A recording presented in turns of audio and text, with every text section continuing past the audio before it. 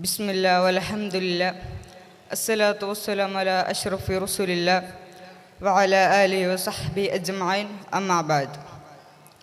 പ്രിയപ്പെട്ടവരെ, എല്ലാ മനുഷ്യരുടെയും അർഹതയായി കരുതപ്പെടുന്ന അടിസ്ഥാന ആവശ്യങ്ങളും സ്വാതന്ത്ര്യങ്ങളുമാണല്ലോ മനുഷ്യാവകാശങ്ങൾ എന്നറിയപ്പെടുന്നത്. ഭൂമിയിൽ ഏറ്റവും ഉന്നതനാണ് മനുഷ്യനെന്നിരിക്കവേ അവകാശങ്ങൾ സംരക്ഷിക്കപ്പെടേണ്ടത് അനിവാര്യമാണ്. അതുകൊണ്ടാണ് രണ്ടാം ലോക മഹായുദ്ധത്തിൻ്റെ അനുഭവങ്ങളിൽ നിന്ന് 1948 ഡിസംബർ 10 പാരീസിൽ ചേർന്ന ഐക്യരാഷ്ട്രസഭയുടെ ജനറൽ അസംബ്ലി അന്താരാഷ്ട്ര മനുഷ്യാവകാശ പ്രഖ്യാപനം പാസാക്കി അംഗീകരിച്ചത്.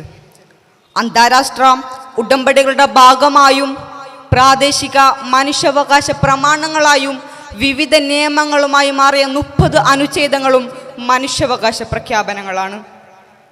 അമേരിക്കയുടെ ബിൽ ഓഫ് റൈറ്റ്സും അതിൽ നിന്ന് പ്രചോദനം ഉൾക്കൊണ്ട് രൂപം കൊണ്ട മൗലികാവകാശങ്ങൾ വ്യക്തിഗത സ്വാതന്ത്ര്യങ്ങളെ സംരക്ഷിക്കുകയും ജനാധിപത്യ വ്യവസ്ഥയുടെ അടിത്തറയായി പ്രവർത്തിക്കുകയും ചെയ്യുന്നു. മാത്രമല്ല, ഇത്തരം അവകാശങ്ങളുടെ പരിരക്ഷ മുൻനിർത്തി രൂപം കൊണ്ട ദേശീയ മനുഷ്യാവകാശ കമ്മീഷനും നിലകൊള്ളുന്നത് മനുഷ്യൻ്റെ അവകാശ സംരക്ഷണങ്ങൾക്ക് വേണ്ടിയാണ്. ലോകത്തിന് മാറ്റങ്ങൾ സമ്മാനിച്ച സമരങ്ങളുടെയും വിപ്ലവ പോരാട്ടങ്ങളുടെയും മുഖ്യ ലക്ഷ്യം മനുഷ്യാവകാശം ഉറപ്പാക്കുക എന്നതായിരുന്നു. പ്രകൃതി സംരക്ഷണത്തിന് വേണ്ടിയുള്ള സുസ്ഥിര വികസനത്തിലും പ്രധാനമായും മനുഷ്യൻ്റെ അവകാശ സംരക്ഷണമാണ് ലക്ഷ്യമെന്നിരിക്കുമ്പോൾ മനുഷ്യാവകാശങ്ങൾക്ക് എത്രമാത്രം പ്രാധാന്യമർഹിക്കുന്നു എന്ന് നമുക്ക് മനസ്സിലാക്കാവുന്നതാണ്.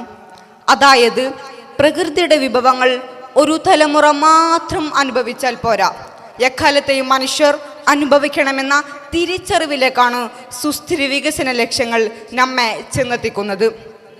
മനുഷ്യൻ സ്വാർത്ഥവകാശങ്ങൾക്ക് വേണ്ടി പ്രവർത്തിക്കുമ്പോഴാണ് മനുഷ്യാവകാശങ്ങൾ ലംഘിക്കപ്പെടുന്നത്.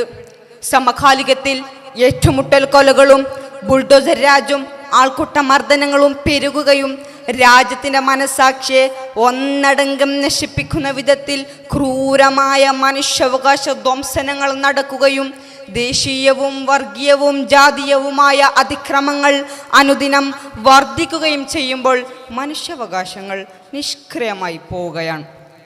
മനുഷ്യർ തമ്മിലുള്ള അന്തരങ്ങൾ ഇല്ലാതിരിക്കാൻ സോഷ്യലിസം എന്ന ആശയം പുതിയ കാലത്ത് മൂല്യാധിഷ്ഠിത സംസാരങ്ങളിലൂടെ ഡിജിറ്റൽ സാങ്കേതിക വിദ്യയിലൂടെ ഏറ്റവും മനോഹരമായി നമുക്ക് ആവിഷ്കരിക്കാൻ കഴിയണം.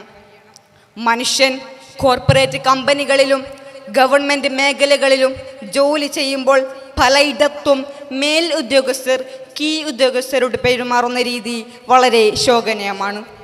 കഴിഞ്ഞ വർഷത്തെ ലോക മാനസികാരോഗ്യവുമായി ബന്ധപ്പെട്ട ഏറ്റവും പ്രധാനപ്പെട്ട ആശയം മെൻ്റൽ ഹെൽത്ത് അറ്റ് വർക്ക് അഥവാ തൊഴിലിടങ്ങളിലെ മാനസികാരോഗ്യം എന്നതായിരുന്നു. തൊഴിലിടങ്ങളിൽ അടിമത്ത സമ്പ്രദായത്തെ തിരിച്ചു വിളിക്കുന്ന രീതിയിലുള്ള മേധാവിത്വങ്ങൾ മനുഷ്യന് യോജിച്ചതല്ല.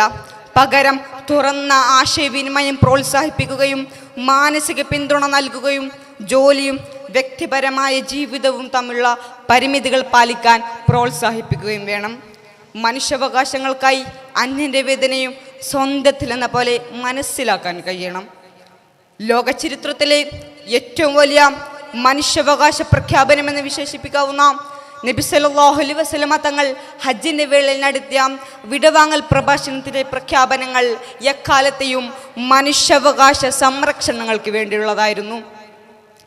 മനുഷ്യരാകമാനം ദൈവനീതിക്ക് മുമ്പിൽ തുല്യരായി കാണാൻ പഠിപ്പിക്കുന്ന സാർവലൗകികവും സാർവജനീനവുമായ ഒരു ഭരണഘടനയുടെ പ്രഖ്യാപനമാണ് നബി സല്ലല്ലാഹു അലൈഹി വസല്ലമ ഹജ്ജത്തുൽ വിദായിലൂടെ നിർവഹിച്ചത്.